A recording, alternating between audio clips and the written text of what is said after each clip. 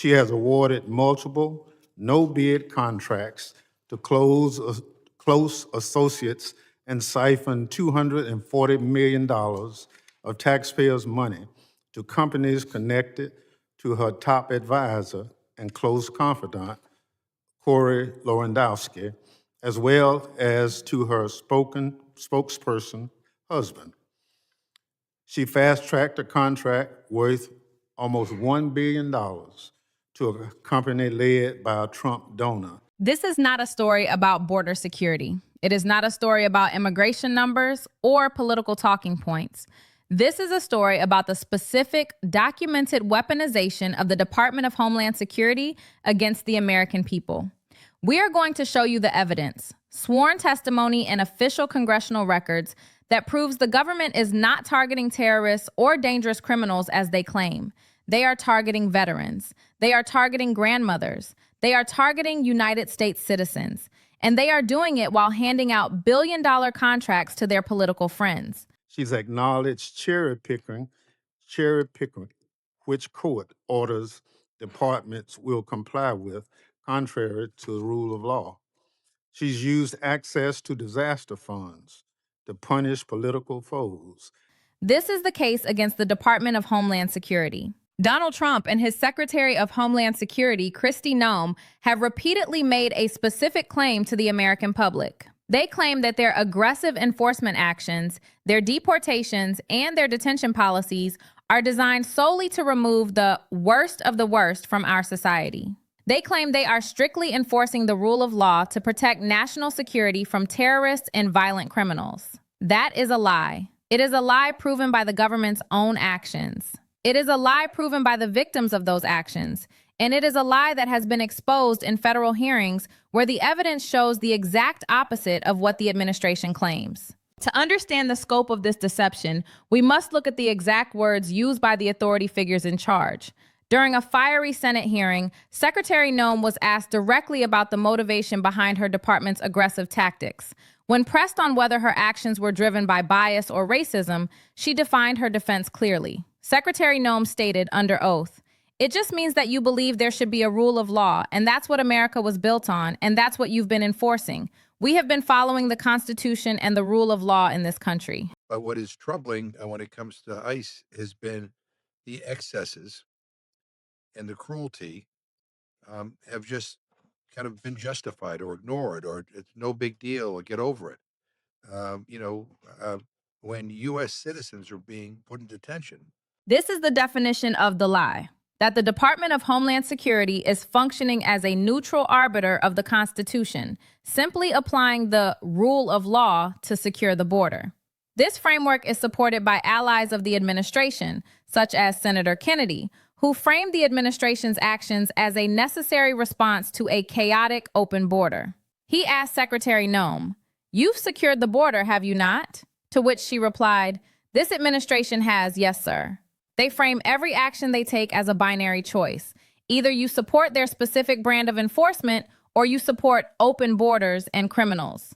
Senator Kennedy explicitly stated, "It seems to me either President Biden and the Democrats who supported him believe in open borders, or the people that President Biden put in charge of securing the border, you wouldn't trust to run a snowball stand." This is the rhetorical shield they use.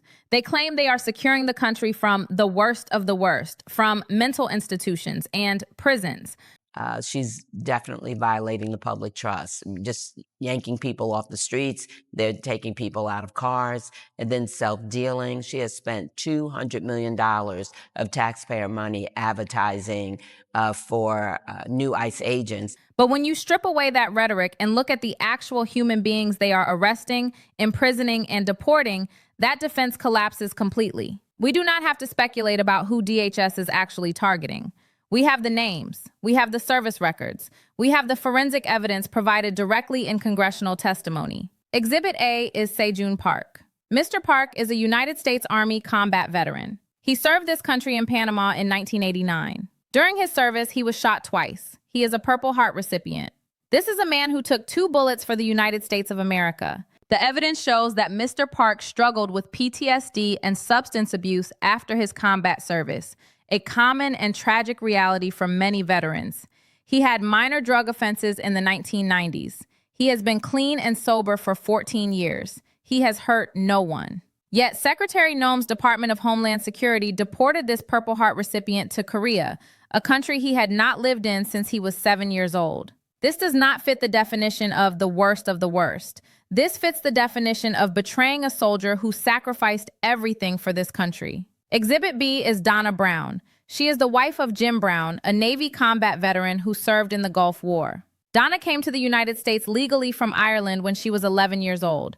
She has lived here for 48 years. What was her crime?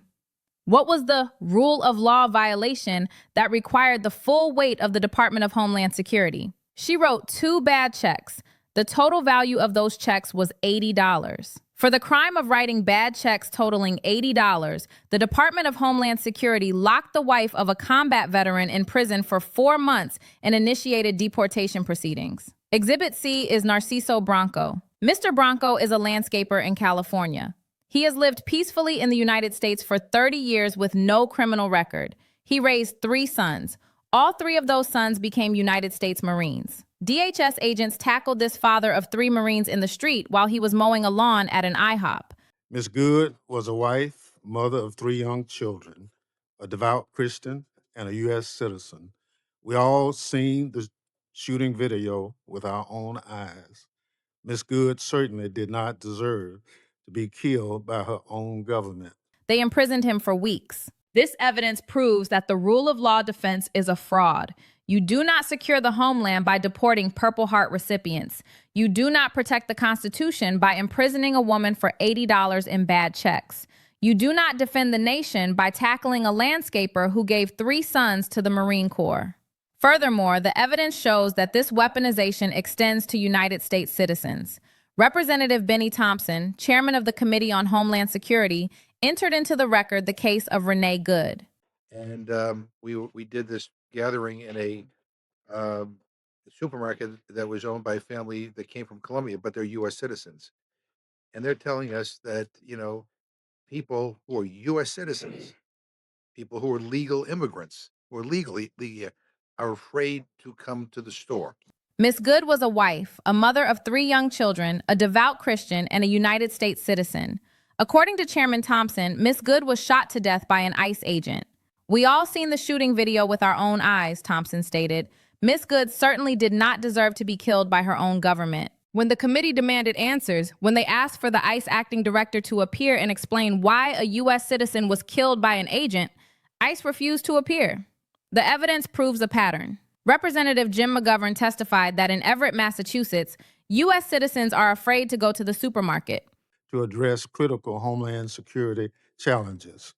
But none of those things can be the sole focus of our oversight right now, because President Trump and Secretary Noem have weaponized DHS against the American people and are wreaking havoc in Minneapolis and other communities across this country.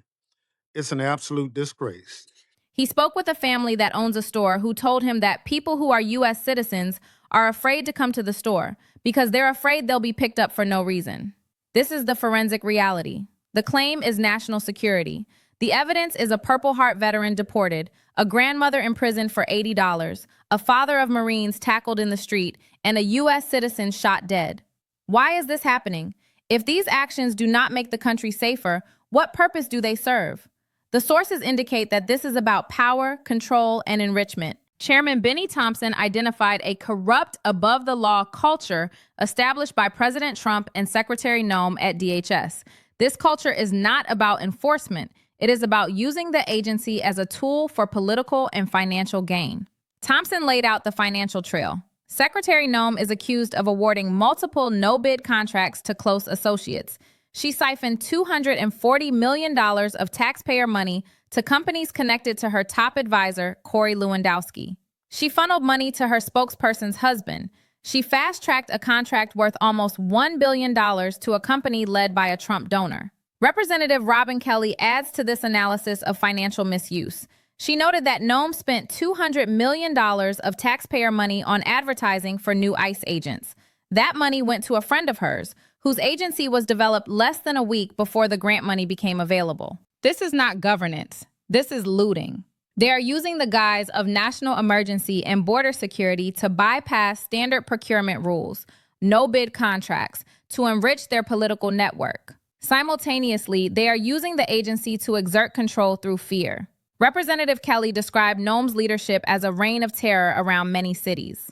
She stated that Noem is violating the public trust, picking up people seemingly picked on based on what they look like. No warrants, no due process. Representative Kelly even raised the alarming possibility regarding the personnel being hired with that $200 million in advertising. She stated, "Many of us think that at least some of them are the insurrectionists that Donald Trump let out of jail." This is the power dynamic. Create chaos and fear in communities like Minneapolis, Los Angeles, and Chicago, as Chairman Thompson noted, terrorizing people from all walks of life. Use that chaos to justify massive spending. Direct that spending to political allies. And populate the enforcement force with individuals loyal to the political leader rather than the rule of law. The strongest defense offered by Secretary Noem and her supporters is that they have no choice. Their argument is that the law is the law, and the executive branch does not have the luxury of picking and choosing which statutes to enforce.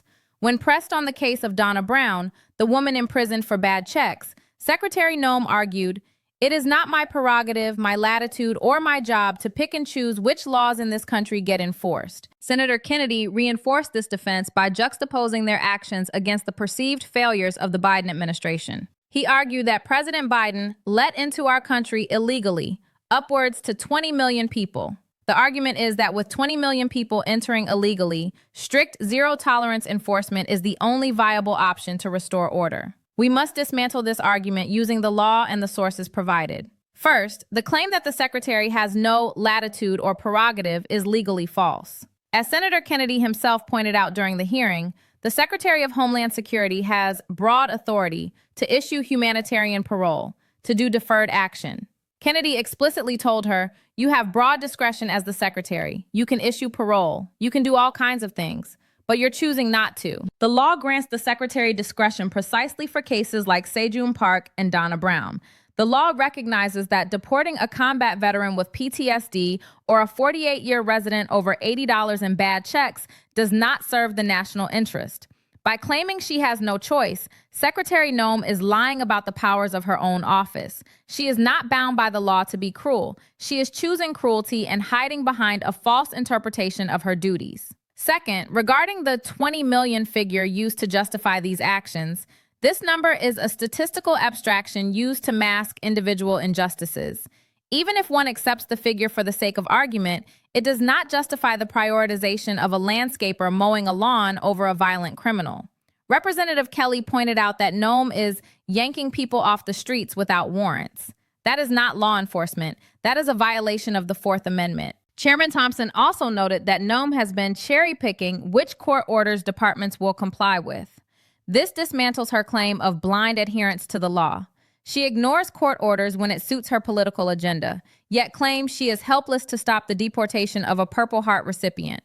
You cannot claim to be a servant of the rule of law while simultaneously obstructing congressional oversight and ignoring court orders. We need to understand the legal mechanisms at play here. When we talk about oversight, we are talking about the fundamental check on power in our government. Under the Constitution, Congress has the power to investigate the executive branch. This is not a suggestion, it is a mandate. Chairman Thompson cited Clause 2J1 of House Rule 11 when demanding testimony from ICE officials. This rule requires the executive agencies to answer to the people's representatives. When ICE refuses to appear, as they did in the hearing regarding the death of Renee Good, they are not just being rude, they are breaking the procedural laws that hold our government together. Furthermore, we must understand discretion. In administrative law, specifically immigration law, the executive has the power of prosecutorial discretion. This means the government can decide that pursuing a specific case is not a good use of resources. This legal concept exists to prevent exactly what we are seeing: the government wasting taxpayer money to imprison a woman for writing bad checks while claiming they are overwhelmed by millions of border crossers. Finally, we must look at the, quote, power of the purse. Representative Kelly stated she will not vote for any bill that gives ICE or Secretary Noem more money. Congress controls the funding. If an agency violates the public trust, acts incompetently, or breaks the law, Congress has the legal authority to cut off their funding. This is the ultimate legal lever to stop a rogue agency. Based on the evidence presented in these transcripts, it is my professional judgment that Secretary Kristi Noem is fundamentally unfit for office. This judgment is based on 3 specific failures identified in the sources. First, cruelty. Representative Jim McGovern stated he was stunned by her insensitivity. He described the excesses and the cruelty of her tenure as something that has been justified or ignored. A leader who cannot distinguish between a terrorist and a veteran suffering from PTSD lacks the moral judgment required for high office. Second, corruption. The awarding of no-bid contracts to political cronies, Corey Lewandowski, a Trump donor, and her own husband, demonstrates a profound ethical failure. Chairman Thompson described this as enriching herself and her allies at taxpayers' expense.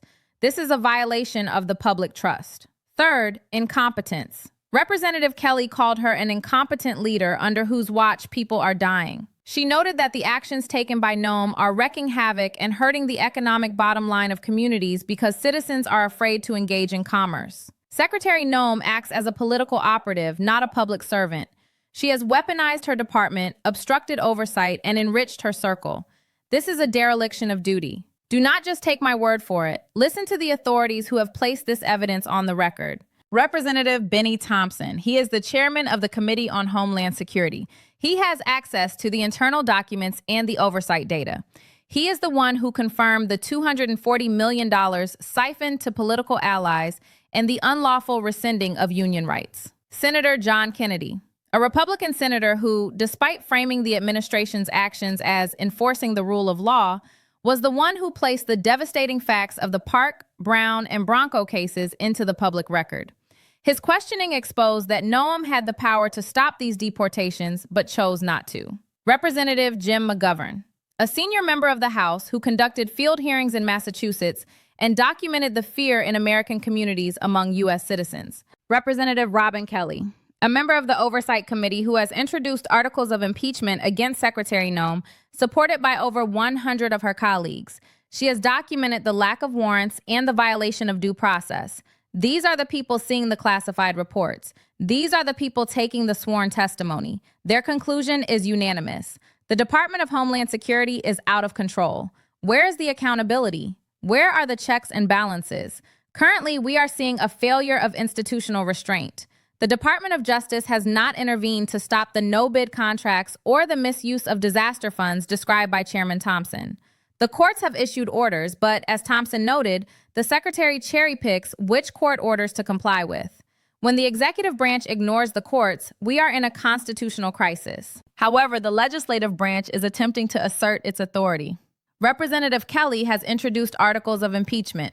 She cites high crimes and misdemeanors, specifically breaking the law, obstructing Congress, and violating the public trust. But impeachment is a political process, and it is slow. While the paperwork is filed, the deportations continue. The reign of terror described by Kelly continues. The institutional failure here is that there is no immediate mechanism to stop a rogue secretary who has the backing of the president. So what happens next? What are the actual procedural consequences we can expect? First, there is the impeachment resolution. Representative Kelly confirmed that over 100 House Democrats have signed on. This sets the stage for a potential vote in the House. If passed, Secretary Noem would face a trial in the Senate. However, as we have seen in recent years, the outcome of such trials is often determined by partisan loyalty rather than factual evidence. Second, and perhaps more immediately consequential, is the funding fight. The Department of Homeland Security's funding is up for discussion. Representative Kelly has drawn a hard line. I will not be voting for any bill that gives ICE more money or Secretary Noem more money. If enough members of Congress hold this line, the agency could face a shutdown or severe budget restrictions. This is the power of the purse in action. Finally, there is the continued oversight. Chairman Thompson has promised that accountability is coming. He has submitted letters demanding testimony from ICE directors. He is building the record. But for Sejun Park, the veteran in Korea, and for Donna Brown, the wife in prison, these procedural steps are too slow. They are the collateral damage of a system that has replaced the rule of law with the rule of force. The claim was that they were protecting us from the worst of the worst. The evidence proves they are persecuting the best of us, our veterans, our families, our neighbors. That is the truth. And now you know the law.